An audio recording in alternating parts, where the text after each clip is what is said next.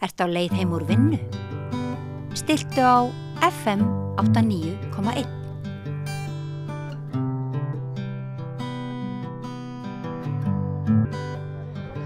Jæja, nú er ég hér stödd með fósturforeldrum Óskars. Hvernig leggst dagurinn í ykkur? Nú er fyrirhuguð brottvísun í kvöld. Þið afhentuð undirskriftalista núna rétt í þessu. Hvernig líður ykkur? Okkur líður náttúrulega bara hræðilega og það er náttúrulega svona ákveðin kvíði í okkur af því að sko, við erum búin að ganga í gegnum þetta einu sinni áður og það var ekki þægilegt og þá var Óskar sendur úr landi og með föður sínum eins og frægt er orðið og var á götunni í Kólumbíu í heila mánuð. Þannig að við getum ekki hugsað þá hugsun til enda að það sé að fara að endurtaka sig.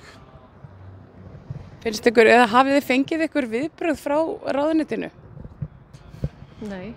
Nei, við hefum ekki fengið negin viðbrögð frá ráðuneytinu og við höfum verið að reyna að hafa samband við Þorbjörgu og Guðmund Inga barnamálaráðherra og til að fá þau til að skoða málið og við bara trúum ekki öðru en að þau muni gera það enda er þessi ákvörðun alveg út í hött á okkar mati. Þarna er verið að meðhöndla barn eins og fullorðinn einstakling sé að ræða og bara til að mynda það að hann eigi að koma sér sjálfur úr landi innan 15 daga og sá frestur rennur út í dag. Bara það eitt og sér er alveg út í hött. Fyrsta lagi þá er hann sko peningalaus og allslaus, í öðru lagi og það sem mikilvægara er að 16 ára barn getur ekki stigið upp í flugvél eitt og sér og flogið eitthvað út í heim sko. Það er ekkert flugfélag sem samþykkir það. Hann hlýtur að vera ofboðslega hræddur. Já, hann er mjög óttasleginn og hann á mjög erfitt með að sofa, hann á erfitt með að slaka á. Leið og þessi brottvísun sem kom þá neitaði hann að fara í skólann, hann elskar að mæta í skólann. Þannig að þetta hefur gríðarleg áhrif og við erum náttúrulega búin að vera að vinna með hann og ná honum í að byrja að slaka á og við vorum komið með svefnin í lag og alls konar hreyfing og bara farin að líða rosalega vel og þá kemur þetta högg. Og þá einhvern veginn fer maður aftur í innan spíral sem við vorum í að stöðugur ótti hvar sem hann er, hvort hann verði tekinn og því hann náttúrulega það var búið að segja við hann á 3 stofnunum að það er ekki farið inn í skóla og tekið börn. En hins vegar mættu 4 óeinkennisklæddir lögreglumenn og tók hann inn á klósetti og fekk ekki eins og taka skólatöskuna sína. Þannig að hann er mjög óttasleginn. Og hræddur bara framtíðina, bara svona sér enga framtíð. Nei, og hlýtur að vera erfitt að treysta, ég ímynda mér það, því að það er svo mikilvægt að börnin treysta okkur, fullorðna fólkinu, að þegar börnin tapa traustinu einhvern veginn, þá er voðinn vís. Það er svona, þegar þau missa það. Hann treystir engum nema okkur, hann er alveg löngu hættur að treysta það sem er sagt við hann. Og hann treystir einhver stofnunum og leiði hann á að mæta eitthvað stær í viðtalið eitthvað inn á skrifstofu hjá einhverjum með eitthvað. Þá bara fer hann í baklás, þá bara lokast hann og vill ekki tjá sig. Hann vildi náttúrulega til dæmis ekki koma hingað í dag af því að hann er bara hræddur að vera gripinn og keyrður beint í Keflavíkur og upp í flugvél. Hann var náttúrulega bara handtekinn í Flensborgarskólanum í haust, bara eins og móttíndan glæpamenn væri að ræða og færður í nokkurs konar gæsluvarðhald hjá Útlendingastofnun þangað til daginn eftir þegar flugvélin fór til Kólumbíu. Þannig að hann... Já, fyrir ekki grip fram fyrir það er líka svo gali. Hann var tekinn, hann var geymdur í herbergi í 1,5 sólarhring, aðskilinn frá föður sínu, en svo er hann fluttur með einkaflugvél til Madrid og svo faraði með annarri flugvél til Kólumbíu og þar hann látið sitja í sömu sætaröð á pabba sinn, ofbeldismanninum sem hann var ekki búinn að hitta í marga mánuði. En hún þótti ekki óhætt að hafa hann í sama herbergi á meðan hann var að bíða til fluginu, en í fluginu voru látnir sitja saman. Já, þetta er ótrúlegt. Skökkum við.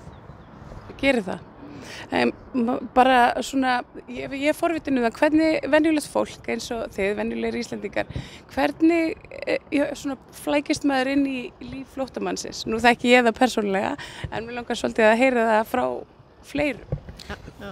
Þetta gerist náttúrulega bara þannig séð fyrir algjörða slysni að Óskar verður vinur barnan okkar, þau eru saman í skóla, í Selbergsskóla og hann fer að venja komu sínar heim til okkar og að leika við börnin okkar og þannig okkur líka strax ofsalega vel við hann og bara indælis drengur og svo smá saman fyrir við að taka eftir einhverju einkennilegu í fari hans, það er að segja að hann vildi helst ekkert fara heim til sín á kvöldin og fleira í þeim dúr.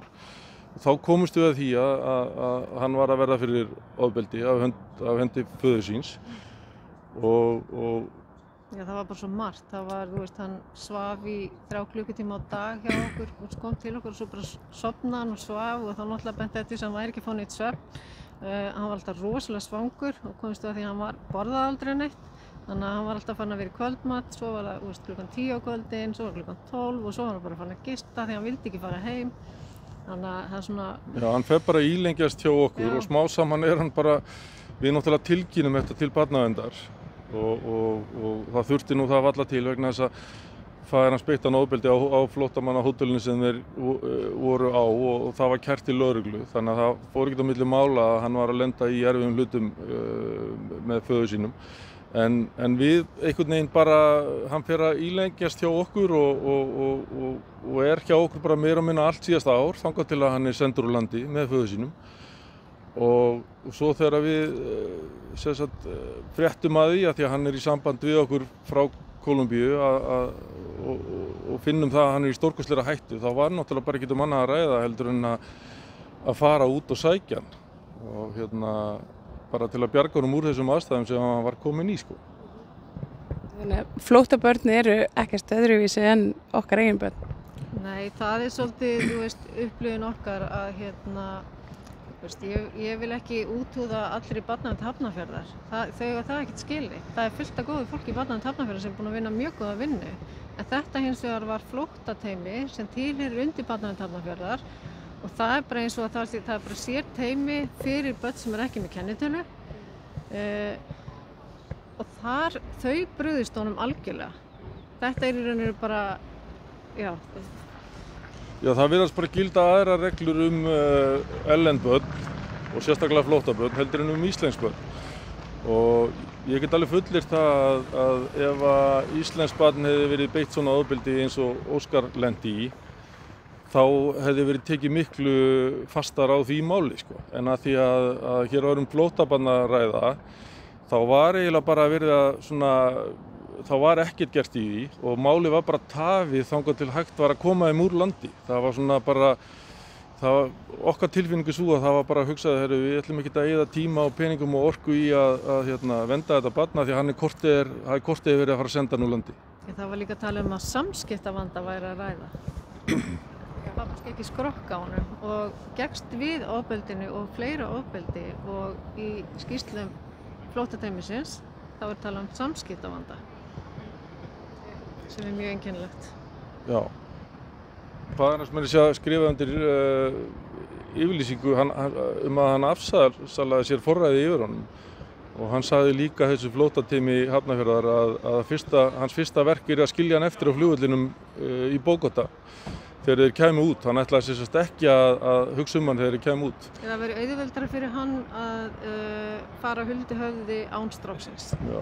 Og það var nákvæmlega sem hann gerði. Hann skildi hann bara eftir leið og hann kom út. Og þetta vissi flóttateymið hjá barnavernd Hafnarfjarðar. Hann var búinn að segja þeim þetta og það var ekkert mark tekið á þessu. Hann var samt sendur úr landi, sem alveg með ólíkindum. Þeir eru með ólíkindum. Kannski fæ bara nöfnin ykkar svona að lokum? Já, Sonja Magnúsdóttir. Svavar Jóhanns. Takk hérlega fyrir og gangi ykkur vel. Við fylgjumst með ykkur. Hjálpið okkur að byggja upp dreifikerfi samstöðvarinnar með því að læka síður samstöðvarinnar á YouTube og Facebook.